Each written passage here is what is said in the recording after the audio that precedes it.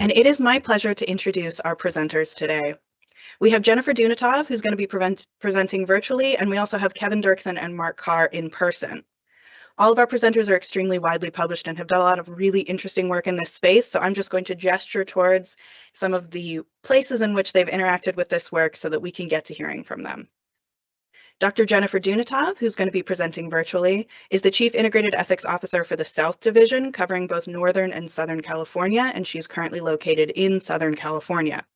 Her research focuses on ethical issues surrounding birth, trauma, and healing in this area, and caring for patients after giving birth. Dr. Kevin Dirksen, who's located in person, is the Chief Integrated Ethics Officer for the Central Division, covering Oregon, Eastern Washington, Montana, and Texas. He directs the Providence Center for Healthcare Ethics and is the Andy and Bev Hansel Endowed Chair in Applied Healthcare Ethics.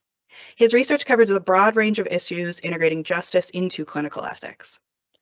And Dr. Mark Carr is a longtime Alaskan and now the Chief Integrated Ethics Officer for the Northern Division, which covers both Alaska and the Puget Sound service area. His research has focused on taking seriously our emotional and religious commitments in healthcare, organizationally as well as clinically, and on interreligious dialogue and bioethics. We are so lucky to be able to hear from three great giants in Providence ethics. Thank you guys so much for being here.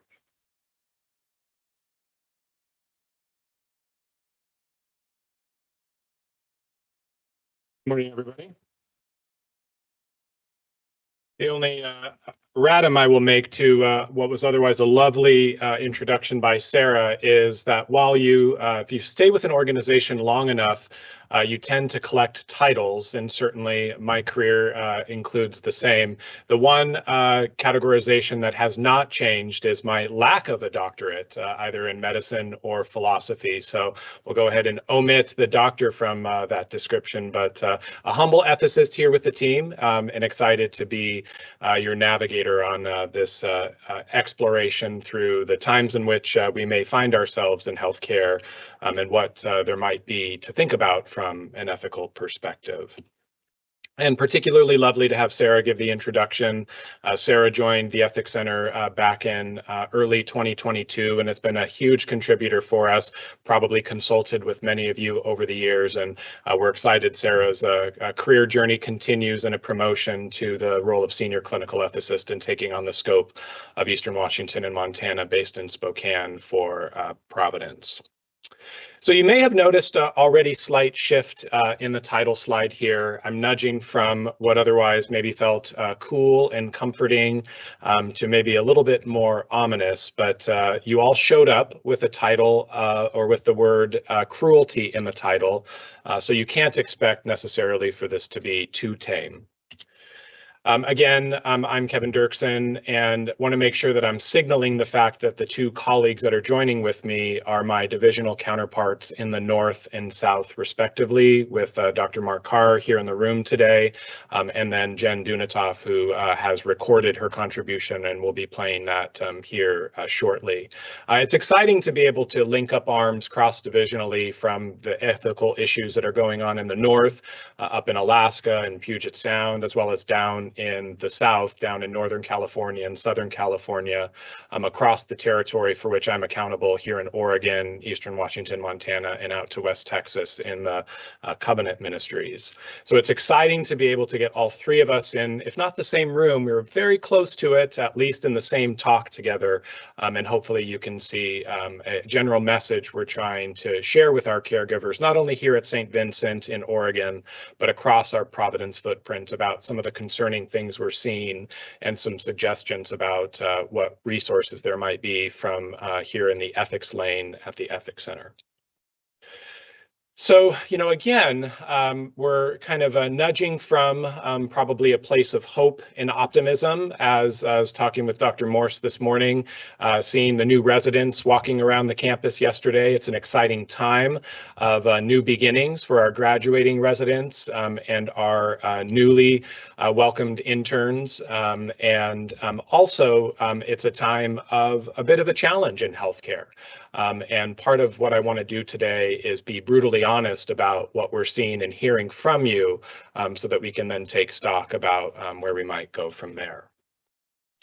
So I would suggest that the times that we're providing care in today, that you all are providing care in today, whether you're here, again, joining in person in Portland or virtually across our system, aren't just tough times. I think we do a really good job of describing the current state of affairs as being, yeah, we can all kind of point out to some of the difficulties associated with the work.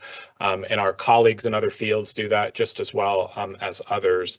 But I think it's sometimes hard, and if you think about the image of the poor frog in the pot of cool water as the temperature slowly gets turned up, at what point does the temperature become too hot to inhabit life? And at what point do the conditions in which we're practicing or providing care start to take on the notion of being a time of cruelty? And so I think that what's challenging is that you're particularly asked to inhabit these roles and spaces, not just as a fellow person walking up and down the street and hopping on the bus or going shopping for groceries, but you're asked to hold the mantle of being a healer for our communities, and in ways that I don't think that the general public adequately appreciates how tough it is to provide care today after the history and in the context in which we're inhabiting.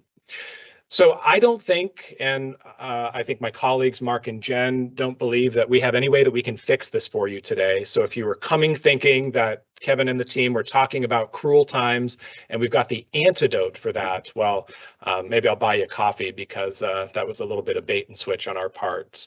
But instead, we do feel like we have a contribution, that there are things that we have to offer that may be of help for you from an ethical perspective, and then want to save some time in Q&A to hear, how is this resonating with you?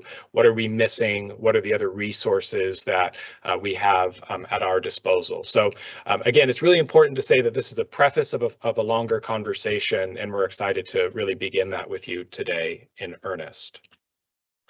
So the plan for today is we're going to survey the scene a little bit here and take a look at what might be these times of cruelty, if you buy the moniker for which this talk is named, and being real blunt about it, not just being ordinary run-of-the-mill type caring environments, or a little bit hard around the edges, but really cruel times. And I want to show you what we think that might look like. And then, as one of our ethics progenitors like to say, ethicists like to explain things. We're going to try to put some vocabulary, some analytical meat behind these cruel times, and kind of point to some factors, considerations that may be at play. And then hopefully, because year after year, you always are very diligent with us, making sure that we're being very pointed, not just going up and quoting Aristotle, but being very practical for what you can take back to your clinical practice to offer some resources that we think might be of some help. But before that, I want to begin with a poem that was read just yesterday on our team by our outgoing clinical ethics fellow. And it helped for me crystallize what I think is really important to begin this conversation, which is a sense that while this may be times of cruelty in an impossible age, that it may not necessarily be that if you take a broader look out toward history, unprecedented or unparalleled either. They can be cruel times, impossible ages, but it might also be something that other generations have experienced. So this poem is by Ada Limon, and it's called During the Impossible Age of Everyone. There are so many people who've come before us: arrows and wagon wheels, obsidian tools, buffalo. Look out at the meadow. You can almost see them. Generations dissolved in the bluegrass and hay. I want to try and be terrific, even for an hour. If you walk long enough, your crowded head clears, like how all the cattle run off loudly as you approach.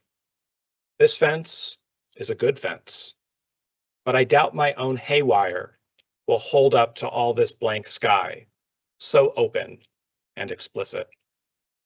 I'm like a fence, or a cow, or that word, yonder. There is a slow tractor traffic hollering outside, and I'd like not to be traffic, but the window shaking. Your shoes are piled up with mine, and the heat comes on, makes a simple noise, a dog yawn. People have done this before, but not us.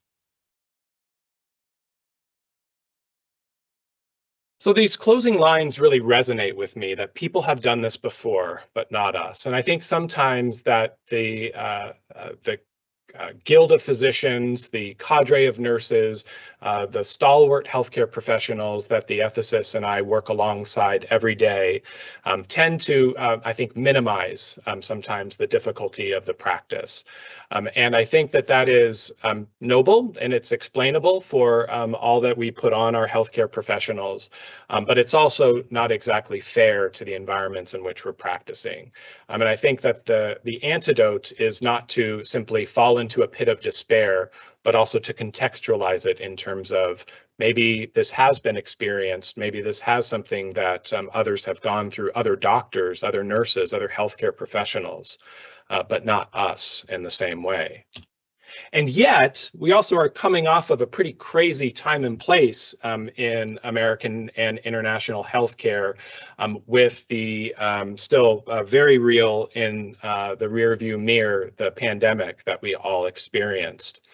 And in doing some research for this talk, I was sort of grabbed by a quote from Albert Schweitzer, where he says, "There is a fellowship of those who bear the mark of pain." And I think that I've seen this mark of pain in those that have worked and provided care through the pandemic in such a way that it hasn't quite gone away. It's still there. It's still a part of us. And as Norman Cousins in his book, Anatomy of an Illness as Perceived by the Patient, talks about those outside this fellowship, the fellowship of those who bear the mark of pain, have great difficulty in comprehending what lies behind the pain, what that experiential component, what those personal lessons, those professional struggles were, in such a way that I think we sometimes just need to remember. I think ethics is sometimes a brave act of remembrance of what happened and what we got and what we went through. And I remember so many lectureships, so many education sessions we planned toward the latter stages of the pandemic and beyond, where it was very clear that we were trying to avoid topics related to COVID. Do you guys remember that stage? It was like, well, we can't do another COVID talk. We got to do something different. And I think we did that so often that we sort of forgot what that experience was for many of us. And so while I'm describing the times that we're presently in as times of cruelty, we did just emerge from an age of uncertainty, fear, and yet some hope. I mean, there was always hope that we were going to get through this latest wave, that we were going to get the vaccination rate that was able to develop herd immunity and all these different things. There was hope that the pandemic was going to end. But I think that hope was a little bit different for healthcare professionals. And this notion of the title of that book in the previous slide, Hold Still, a collection of, I believe, 100 photographs that were commissioned by a UK trust to try to depict the experience of Britons in the time of COVID. This notion of hold still makes me want to pause and make sure that before we go to that hope that some of us in our communities had during the pandemic, that there was also brokenness. And so to remind of that brokenness, again, I said this was a talk with cruelty in the title. It's important that we inhabit those spaces. I want to read to you an anonymous poem that was written during the pandemic that really exemplified the experience of what I think many of us, and especially all of you direct at the patient bedside, experienced. We wanted to help people. We were smart and driven. We love science and physiology, humans and disease. So we made a commitment. We signed up. It was an honor. We read thousands of pages, attended hundreds of lectures, pulled all-nighters, took more exams than we thought was possible. Finals week felt insurmountable, but it didn't break us. It made us stronger.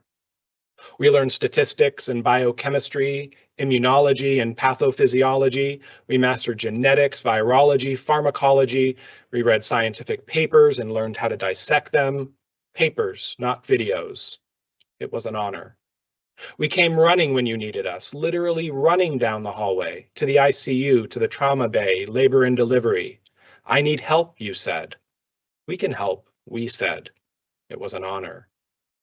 There were moments that we thought would break us, moments that drove us to journaling, to therapy, to nightmares, broken babies, paralyzed children, dead pregnant mothers with 3 kids at home, the wail of a mother whose son just died. We bent, but we did not break. We returned because you needed us, and we could help. It was an honor. Then there was fear, fear of walking into our place of work, fear that we'd be killed by going to work, fear that we'd kill a loved one because of our work. There were tears and sleepless nights and anti-anxiety medications, but you banged your pots and pans. You sent us pizzas, called us heroes. You needed us. We could help. So we wore our masks and our gowns and our gloves and our goggles. We decontaminated ourselves before going home and isolated ourselves from our families. We almost broke. It was an honor. How quickly the joy turned to defeat, elation to rage. You've learned to do your own research now. You know better than we do. Gaslighting is your language. Your selfishness is astounding. You don't want our help when we ask you to stay healthy, yet you arrive at our doors begging for help at the end. You stole our resources. You hobbled our ability to help those who did what they were supposed to do. You killed our patients by filling our beds and using up our ventilators. We can't help anymore. You broke us. There is no more honor. And so when I reflect on this experience of how all of our healers went through this age of fear, as I'm calling it, I think that we approach these times of cruelty in a different way than we would otherwise. And I think there was a very real sense that the world went back and some of you, some of our healers didn't, and that we're not the same anymore. And so that's why this concept of the dolorous healer is really important. Dolorous is a term that many of you maybe had picked up in literature class or some other, maybe a linguist and understanding some references in terms of Spanish language, dolor, but it's defined as a state of great sorrow or distress. And I think that sorrow is that age of fear. It's that experience that so many of you came out of during the COVID-19 pandemic. But the distress is something different. The sorrow is a looking back in my mind, whereas the distress is a looking at and looking ahead. And so this is where I want to make the move toward the cruelty. And this is where it's really important to see that the ways in which that we're experiencing the caring environments that we're asked to heal today are what they are called, cruel. And so you can see that the Guild of Physicians, nurses, other healthcare professionals have stood up and identified places where these times where there are instances of cruelty toward the communities we're caring for need to be called out in ways that are very different from generations ago, how physicians and other healthcare professionals really pushed back against some of the politicization and tried to be a more apolitical, neutral force. We'll just take care of people when they're sick, but we're going to stay out of some of the political debates. That really is changing. And I think it's changing because of the dolorous healer clamoring for a different kind of representation by their societies. And so you see Doctors Without Borders really calling out the holding of medications, of food, of humanitarian aid at the Gaza border as needing to stop because that's relevant to health. It's relevant to the care of those communities.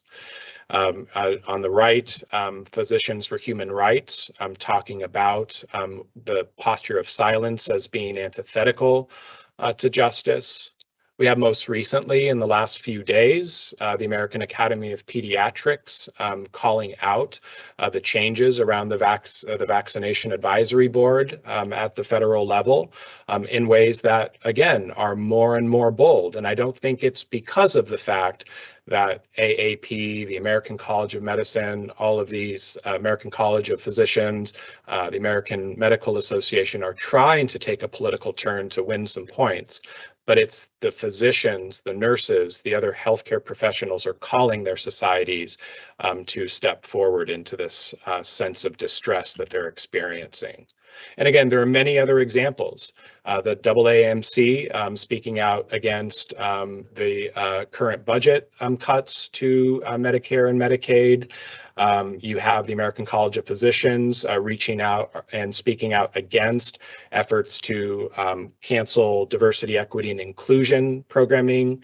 You have Partners in Health, the organization that Paul Farmer started, issuing an objection to the travel ban that was issued a couple of weeks ago. And of course, lots around funding, including the Catholic Health Association and other state medical associations. So it's a very different picture than this image of Sir Luke Fildes, the doctor, the famous image of the doctor gazing at the patient bedside, where the AMA was back in the 50s really trying to say we need to stay out of the political debates, be neutral. This is a very different kind of engagement, and I think that that's worth calling out.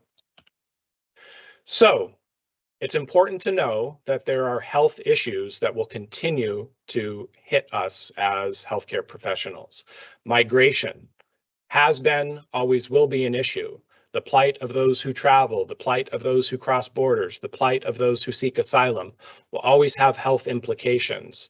And there have been healers who have dealt with migration at the intersection of health historically. People have done this before, but it does seem to be a degree to which we haven't experienced in the same way. And I hope this language or vocabulary of cruelty helps cement some of the moral sentiment that we're feeling as healthcare professionals in these times. So we're going to kick to a case study to really sort of see in the minds of one of our ethicists what this can look like. And I'm going to skip over, but we'll include in the slides for anyone that wants to see. There are ways of thinking through and how we analyze cases from an ethical perspective. There's a different way of doing that than an M&M conference or a quality management root cause analysis for a sentinel event. There are ways that we can ask questions to really focus our aperture on what really matters from an ethical perspective. But I'm going to switch over now and have my colleague Jen Dunatov virtually present her case from Southern California.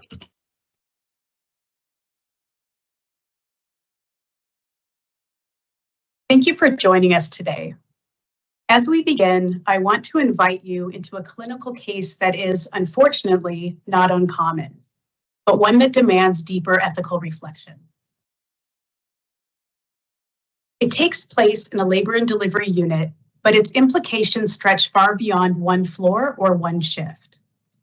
This is not just a case of a complicated delivery. It is a case about what happens when unjust systems collide with vulnerable patients and exhausted clinicians. It's about how cruelty manifests, not always through individual malice, but through accumulation, neglect, and structural failure. It's a story about a patient, but it's also a story about us. You'll hear now about Mariana, a Spanish-speaking woman with type 1 diabetes in active labor. She arrives at a unit that is overwhelmed, understaffed, and unprepared to meet the needs of someone in her situation. Someone who has experienced fragmented care due to Medicaid discontinuity, who cannot communicate effectively due to a language access gap, and who ultimately undergoes an emergency cesarean under general anesthesia after a series of delays.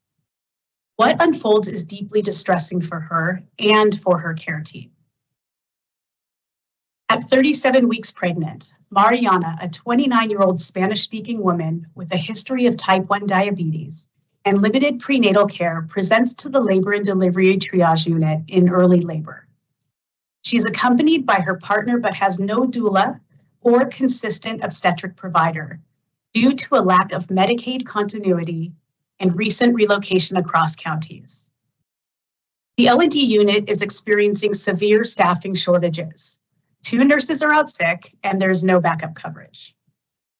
The on-call anesthesiologist is tied up with 2 operative deliveries. At the time of Mariana's admission, 3 other high acuity patients are being actively managed, one with suspected placental abruption and another under continuous monitoring for intrauterine growth restriction. Mariana is admitted in active labor with a category 2 fetal heart tracing. Communication challenges emerge immediately. The hospital's in-person interpreter services are unavailable after hours, and the unit's interpreter phone line is already in use.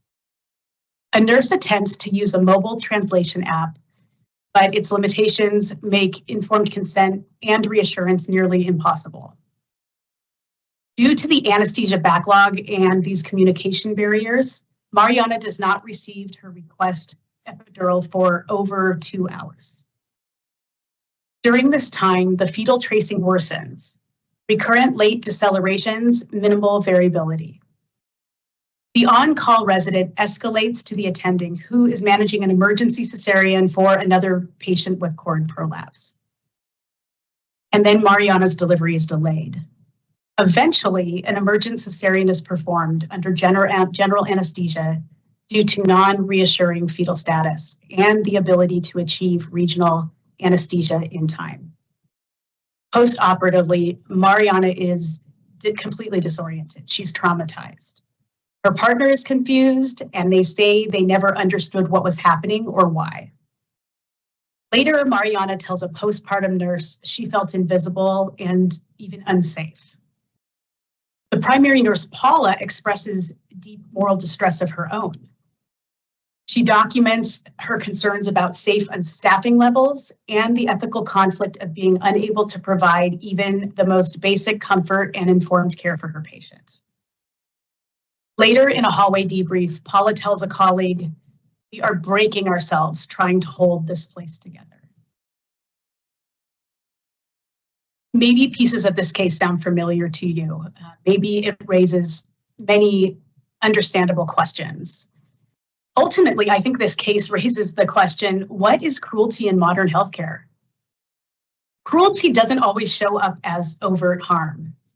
Sometimes it's embedded in the conditions we are forced to work under. Cruelty looks like the absence of adequate interpreter services. It looks like a woman denied pain relief, not because someone didn't care, but because the system didn't prioritize her humanity.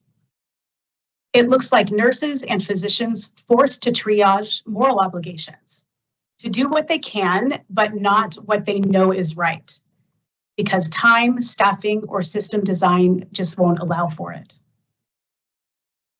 We can't talk about ethics in this case without talking about moral distress, a term that you may be very familiar with. It's that feeling when clinicians know what good care looks like, but are structurally prevented from actually providing it. And we can't talk about moral distress without confronting injustice. The persistent, patterned ways certain patients like Mariana are more likely to fall through the cracks.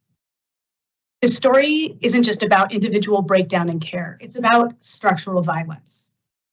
It's about how policies, budgets, and system design create predictable suffering. And we have to be honest, the suffering doesn't only affect patients, it wounds the healers also. As we transition into live discussion with Kevin and Mark, I invite you to reflect on a few questions. Where do you see structures, not just isolated events, at work in this case? How do we name and respond to moral injury, not just in others, but in ourselves? And finally, what would it mean to move from crisis response to a justice-centered model of care? A model where pain is not ignored, where language access is a right, not an afterthought, and where clinicians don't have to sacrifice their integrity to survive the shift. Because this is not just a clinical case, it's a mirror, right? A mirror for us or in our organization. A call to see clearly the conditions we've come to normalize and to imagine together what ethically courageous care might require in times like these. Thank you. And I'm going to invite Mark to come up and share some thoughts as you continue to think about that case, and we'll dig into that in the Q&A. Thank you, Kevin. Thank you for the invitation and for the work of the center. I appreciate being here and being involved. I used to run a center at Loma Linda University, so I kind of have a sense of what it takes. And I appreciate all of the work from all of the good people at the center. disposing ourselves to the clinical realities illustrated by Jen's case. Maybe it is just what it is. I absolutely deplore that statement, but it's used often, right? It's the pragmatic sense of us, and ethicists have to be pragmatic because our work is clinical. It is visceral in front of us. At the same time, ethicists tend to be idealistic, sometimes maybe even unrealistic. Maybe we're so deep into our rose-colored lenses that we can't really see the real world as it is. Are we the modern day Don Quixotes? I don't know if you recall the old novel Don Quixote. There are hundreds of portrayals of Don Quixote artistically. This is one of my favorites. At one point, as I was rereading the book in preparation for this talk, it literally jumped off the page as it described Don Quixote as a dolorous person. And his sorrow and distress was about knight errantry. It's an odd term, I understand, but he was a romantic. Others simply thought he was crazy. The novel, over 400 years old, still resonates deeply. And I would encourage you to pick it up and check it out if you haven't done it already, or maybe read it again. Had he simply lost his mind? Have ethicists simply lost our minds? Are we the crazy ones? Maybe we are. Maybe we're not. This was one of his substitute names, the Knight of the Sorrowful Face. I went on an ICU unit one time and walked up next to the respiratory therapist, and he looked at me as if to say, "Are you okay?" And then he voiced that, "Are you okay?" He says, "When you walk on the unit, I look at your face and I think, why is he here? What have we done? Is he pissed off? What's going on?" And I didn't think I was giving that kind of portrayal, but that was sort of what he felt when I showed up.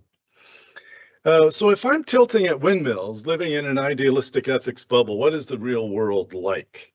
I like to refer to this as the American experiment. Business and medicine and business is an American experiment, really. It is incredibly inventive. It's capable of miraculous things, saves and transforms the lives of many, many people, generates great jobs, and we should stand in awe and appreciation. But it does some other things as well. Blending two social institutions, one which is altruistically based historically, and one that is based entirely on taking care of self. Some of the headlines, some of the things that can go behind a kind of view of this. I taught ethical issues for MBA students for a time and had to immerse myself in some of the literature of business and so on. What is the form of cruelty that we're seeing across the country in this experimentation? The University of Pittsburgh Law Review a couple of years ago, an article referred to as wayward Samaritans. Nonprofit hospitals and their tax-exempt status. It's a very interesting history to read. Again, another part of the American experiment, the courts, tax exemption, IRS, not-for-profit status, and so on and so forth. Turns out not-for-profit hospitals make as much, if not more profit than for-profit hospitals. So it's not as if the goals are distinctly different. A nonprofit hospital executive doesn't say, "Oh, let's not worry about profit. We're a nonprofit entity. Let's not worry about profit." the bond market ratings, the finance EBITDA percentages, these are all consistent tools across those entities, those categories, if you will. A recent book I'm reading called Plunder. Private Equity's Plan to Pillage America. If you're following the effect of private equity corporations in healthcare, it's a very, very interesting reality. And many states across the country are trying to legislate private equity out of healthcare. You may recall Steward Healthcare was bought out by a private equity firm. It went bankrupt some years later. This is a very common pattern. Harvard School of Public Health, an article there, private equity's appetite for hospitals may put patients at risk. So what areas of American health, corporate healthcare are private equity looking at? Why would they look at it? Why would they target it? Why would they want to buy up a chain of nursing homes or rehabilitation centers or physician practices? But they're doing that. And it's absolutely clear they're doing it purely for profit. That's why they exist.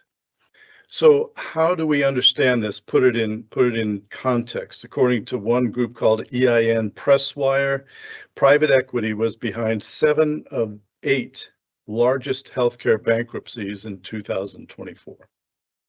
Paul Keckley, an individual who puts out an economic report on a regular basis in February this year, noted that several states are trying to limit private equity's purchase of practice groups and so on. He noted in one point of this report in February, shareholder payouts from healthcare corporations increased by 315% over the period of 2001 to 2022. So imagine you're a shareholder in a healthcare corporation. You can do that. You can buy stock in a healthcare corporation. Maybe I'm crazy. Maybe I'm quixotic. That just seems a little off somehow. 95% of the aggregate healthcare industry income is paid to shareholders. So we have healthcare corporations taking care of the people in our country. And those corporations are paying out 95% of their profits to their shareholders. Now, what does that do to the average person? A recent survey by the Commonwealth Fund, many people are struggling to pay their healthcare bills. This is not news. It's up from 34% in 2005, that is those who are struggling. Highest percentage reason for people going bankrupt in this country, healthcare bills. 79 million Americans have debt problems associated with healthcare. 79 million. Becker's Hospital Review, Nashville, Tennessee-based HCA. I think HCA, Healthcare Corporation of America, is the largest healthcare corporation in the country. Becker's reported, and this is all public information, the CEO of HCA, has been paid anywhere between 254 times to 556 times more than the median employee's salary. So let me put a number to that because they gave the number. The CEO's compensation package was just shy of $24 million. The average employee in his corporation, $60,000. I don't do a lot of math, but I broke that down to an every 2-week paycheck. This guy gets $900,000 every 2 weeks. Am I just crazy? Or is there something wrong with that picture? We are all beneficiaries of American healthcare in terms of our lifestyle, our salaries, and so on and so forth. So I don't want you to go away thinking that I'm just denigrating all of it. It is an American experiment. And long and short of it, it's the system we created. We're not innocent partners here. As Americans in this experiment, we're somehow involved in it. But how do we position ourselves to it? From the New Yorker, in a review of the year 2024, the Gilded Age of Medicine is here. The subtitle, Health Insurers and Hospitals Increasingly Treat Patients Less as Humans in Need of Care than Consumers Who Generate Profit. And I've been in this work long enough to see that we have transitioned from caring for patients to attending to consumers. And how does that affect the clinical context? And one final headline from the Journal of Business Ethics: can corporations even be held to the public interest or the law even?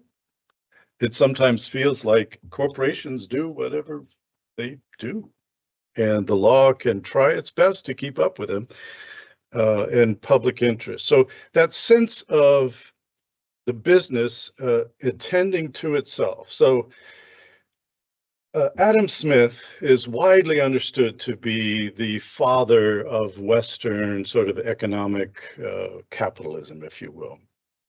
It's not from the benevolence of the butcher, the brewer, or the baker that we expect our dinner, but from their regard for their own interest. So the business subculture in America, in that experiment, is absolutely focused on attending to itself, in juxtaposition to a medical tradition that I still want to argue must be focused on an altruistic perspective toward the patient.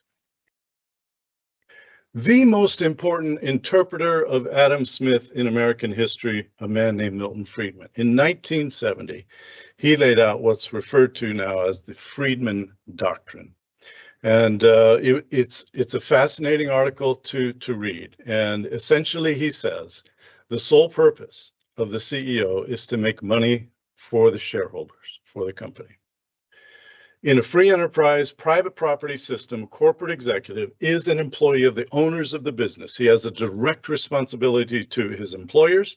That responsibility is to conduct business in accordance with their desires, which generally will be to make as much money as possible, while conforming to the basic rules of the society, both those embodied in law and those embodied in ethical custom. Of course, in some cases, his employers may have a different objective. A group of persons might establish a corporation for an eleemosynary purpose, for example, a hospital or a school. The manager of such corporation will not have money profit as his objective, but the rendering of certain services. Let me, if you don't mind, have you ever heard the term eleemosynary business?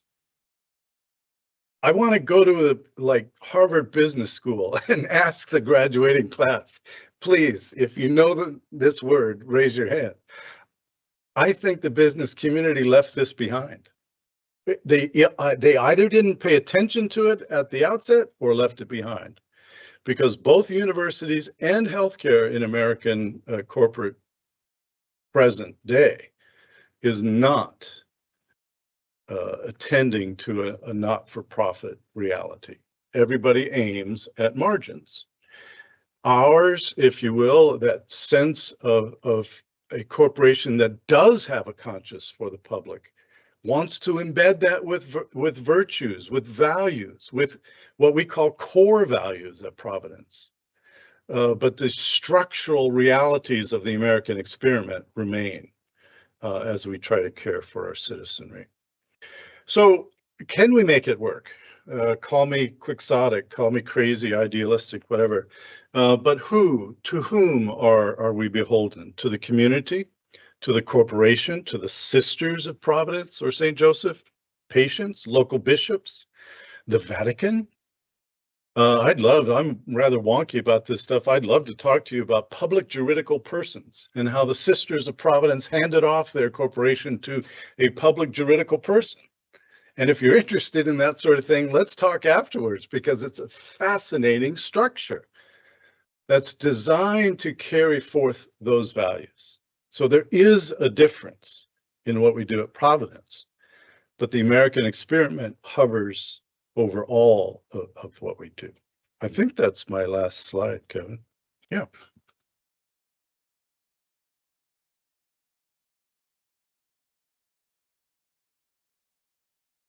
Thanks, Mark. So in the few minutes we have left, and again, I hope you're thinking about Jen's case and these broader structural realities that are connected. I want to identify a few potential takeaways. I'm calling this the moral medicine piece of our title. And I try to think of like some cute pharmacy metaphor about compounding medications. Can 7 elements be compounded into more? I don't know. I'm giving this a try, y'all. So I want to walk through these pieces here, and then let's open it up for some discussion.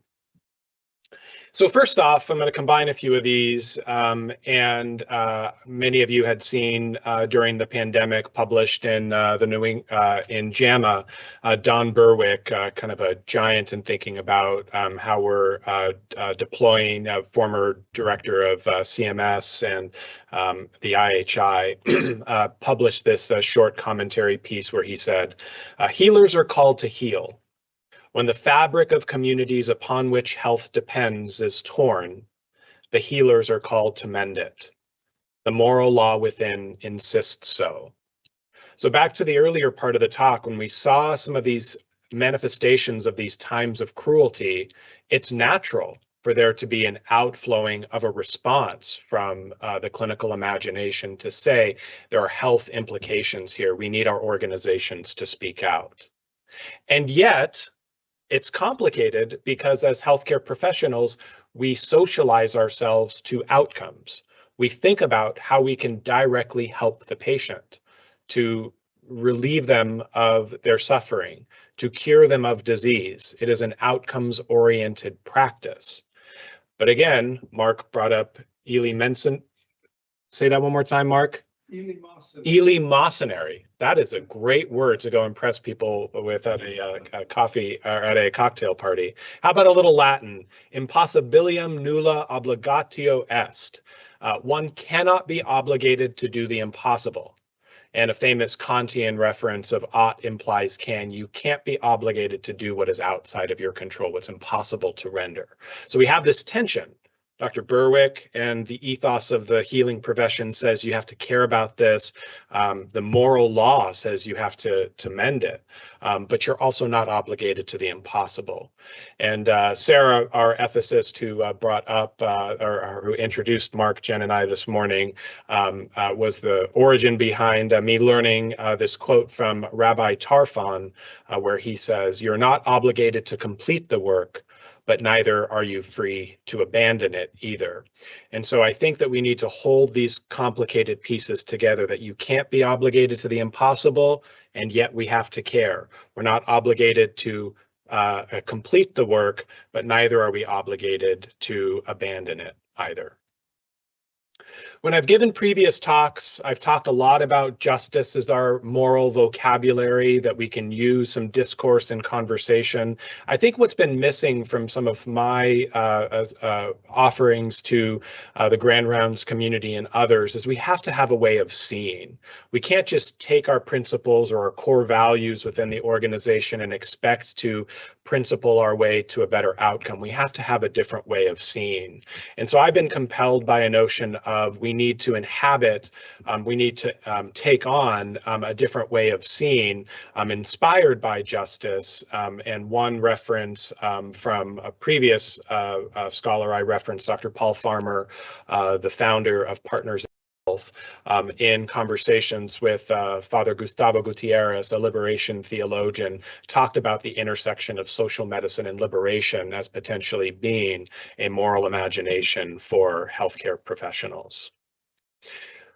In addition, I think that we have pieces that we can turn to. Some aspects of moral medicine can be about how we rigorously do justice, and that can be thinking about structural competency, locating the injustice, and not just being able to run into a justice gap and then just kind of throw up our hands. I don't know what prescription to write. I don't know what to do. And then a reminder from a couple of sessions ago, how we can always, at the end of the day, try to seed small acts of justice in our systems. And so the structural competency reference is one way that we do, is one way that we try to hardwire rigorous thinking about justice into our medical education and our patient care. And that is to be able to see the origins of some injustice and particular manifestations of social and structural considerations. When my colleague Jen presented that case, she referred to it as an exemplification of structural violence, but you have to go upstream to be able to see where that structural violence began, and it's the tools of social medicine and structural competency that help get us there. And something that we're trying to get the word out and how we're thinking about in driving our ethics education within Providence. Sarah took lead author on a recent paper in one of our professional society journals about how we're doing this at Providence and across the community. But it's also trying to take that injustice and localize it. Is this a patient or interpersonal dynamic? Is this something more at the unit interpersonal level? Is this something at an institutional organizational level or more structural systems? And this gets back to Jen's conversation about moral distress. And sometimes the best thing that we can do is to localize it to be able to identify then what is the fitting response. And again, we can always seed, this is a slide I shared 2 years ago, these small acts of viral justice to build the community we want. As we saw COVID unravel our communities in a rather unseen way, so too can the small acts of viral justice we offer take us in a different direction. Finally, a couple last pieces. I think we need to stop pointing toward individuals and healthcare professionals as being the ones who take this on. I think there needs to be a way in which Dr. Berwick's sort of demand to address these things doesn't come at the cost of an individual's courage to be the primary actor, but we also have to connect that with systems and structures of organizational justice. So if we're putting healthcare professionals in to have to be morally courageous to do their job every day and not taking on the policy, systemic, structural solutions, we have an ethics problem in that way. Mark pointed to the aspect that we have some internal resources within our tradition and how we provide care in our nonprofit healthcare system at Providence, but that doesn't mean that that is something that we can just take the foot off the gas or allow to occur without our direct connection. This is something we need to continue to hardwire into our corporate structures. It's an organizational and institutional ethics problem and opportunity as well. And there's a whole host of organizational theory about how to do this. And I'm pleased that this is hard work that we're still trying to take on, even if you see gaps. I'll end with a quote from our center's founding director, who I wanted to share a clip, but we got to get to Q&A. Father John Toohey was the initial holder of the endowed chair for which was named back in 2020 for Andy and Bev Hansel. And Father Toohey liked to point to, in the realm of prophetic leadership, that instances where we see a future at risk and doing something to secure it is an acute way that we can act out and manifest a prophetic leadership in ways that really do connect to where we want to go in this setting. So again, the slides are always available. We can PDF those to you. Now I want to kick it over to questions, and we'll offer maybe some guiding questions for you in addition to the case, your reflections on the case. How would you describe, you saw an ethicist describe the times in which you heal as cruel. What's your version of that? What other cases or situations do you see that manifest this? Do you take on this? Like, do you resonate with this concept of being a dolorous healer, of great sorrow and distress at the times at which we're in? What of this is ethically helpful to you? What other resources we can provide? Let's start the conversation, but not end it at the top of the hour. Let's keep it going. And we'll thank you for your attention and open it up for questions.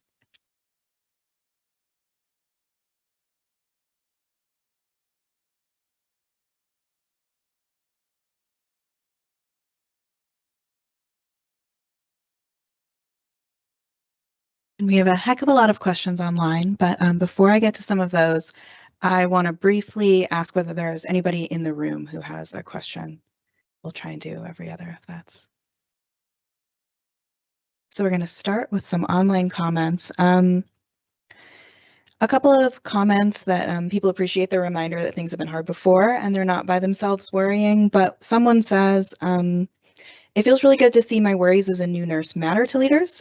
You see a lot of the hardest cases. Do you have tips for how to hold on to the helping part of our jobs with, I guess, handling the moral distress? And I might push you guys to answer that question maybe in Jen's case, for example, or how do we hold on to that? The the immediate thing that comes to my mind is coping mechanisms. Each of us have them individually. Some of the research notes that if you can debrief with the partners who have immediate knowledge of what you've just been through, so some sense of the immediacy of a debrief conversation with people who know what happened as a coping mechanism. But if you look at that one slide in particular, moral distress rises with a case, it drops. It rises, it drops. It rises, it drops. And over the course of a career, the baseline is way high and your body holds on to that. And I would just urge you, find the good, healthy, helpful coping mechanisms. My favorite is ice cream. It's not a very good coping mechanism, but boy, it helps. So what is your coping mechanism and how do you want to engage it? Yeah, I would just go back to the lectureship speaker who offered us this concept of moral courage is no substitute for organizational justice. And we have to create and inculcate strong ethical cultures, or else situations like the one that Jen described are going to feel extremely lonely for our clinicians, feel like we can't identify what are the things that we can work on internally, what are the advocacy pieces, if there are structural pieces that we can take on in our local, state, or national policy making conversations. So again, I would just point to again and again and again that we have to create and continue to enrich ethically strong cultures for those difficult clinical situations to be debriefed and processed through. So I think we probably have time for just one more of the many questions online, but somebody has a question, I think, for both Mark and Kevin. You talked a little bit about different models of healthcare delivery. And somebody says, are healthcare corporations all delivery systems? I wonder if we should nuance that term, given that a delivery system providing care is different than other so-called healthcare corporations. So you both mentioned a little bit about how there are different ways of providing healthcare, more and less corporate, even if that tension exists overall. And I wonder if you have a little bit of a comment about that. Yeah, I mean, I think what we call something matters, right? And so in part, that's the whole exercise of trying to take all of the conversations I've had with so many of you in person and online, and not to just completely or continuing to say, well, that's the status quo, that's normal. Yeah, that sucks. Let's get our ice cream and get back to it. But rather, we should describe the times as cruel. We should describe the experience of being a caregiver in these dynamics as being quite sorrowful or quite distressing.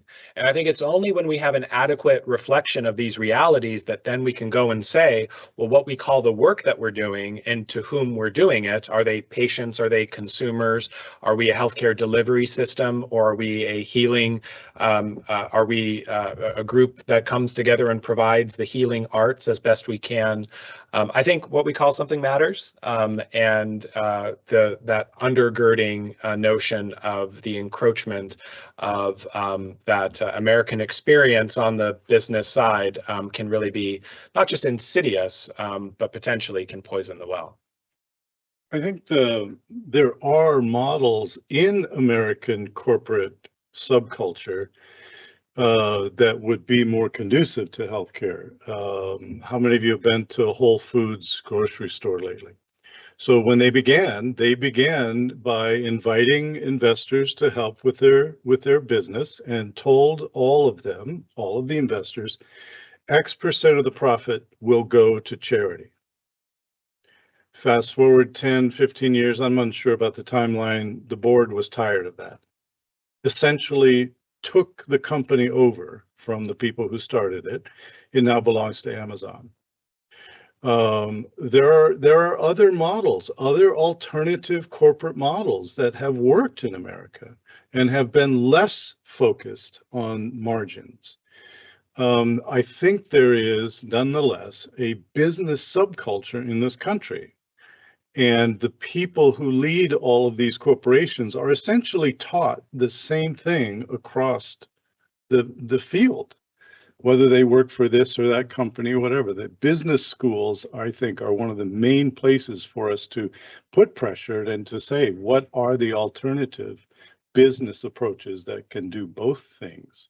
Care for those in charge, those working, and the communities around them. But that's hard work that the American public doesn't seem to be that interested in doing. So if you can't find us doing the ethics consult when you put an order into Epic, we might be at the local business school trying to incorporate a little bit of business ethics into the curriculum. So, hey, thanks everybody for being here.